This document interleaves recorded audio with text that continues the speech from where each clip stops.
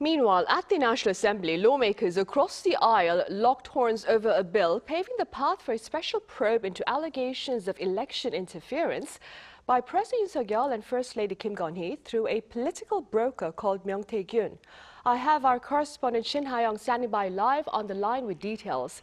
Ha-young, welcome. Now, I hear the bill was passed by the parliament today, Ha-young.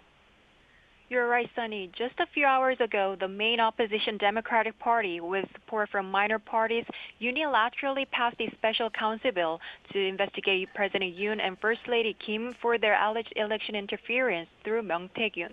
And it passed with 182 votes in favor, 91 against, and 1 abstention.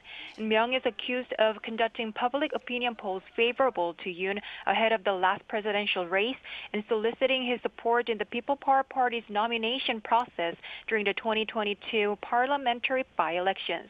And last year, a phone call between Yoon and Myung surfaced where they discussed the candidacy of a then upcoming by-election, something that is illegal. And ahead of the plenary session today, DP Floor Leader Park Chan-dae said the special counsel bill was key to uncovering the truth behind the December 3rd declaration of martial law and stressing the need to restore the country and democracy. Take a listen.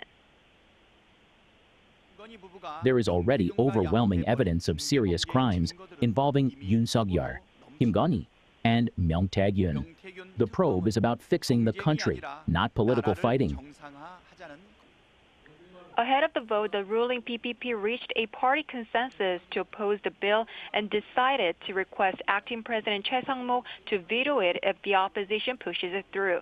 And its floor leader Kwon Sung-dong called the appointment of a special counsel a political move for an early election. Take a listen.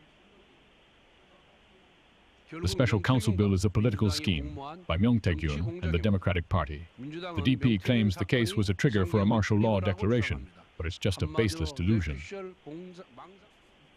The PPP also criticized the bill for targeting the party's entire procedure for elections and for suggesting it could investigate all ruling party members at any time. Right, I see. And Ha-young, before you go, do tell us about the postponement of the vote on the revision of the Commercial Act. Well, Sunny, Assembly Speaker Woo Won-sik decided to hold off on the Commercial Act amendment at today's plenary session, citing the need for more talks due to the sharp divide between the parties. Let's listen. As the Speaker, I've decided not to put down the revision of the Commercial Act at today's plenary session to encourage more talks between the parties. I urge the parties to keep discussing it until the next session. The amendment expands the company director's duty to act in good faith, requiring them to serve both the company and its shareholders' interests. And the PPP has criticized the amendment, claiming it will lead to endless lawsuits and disrupt businesses, even though the revision is meant to protect shareholders.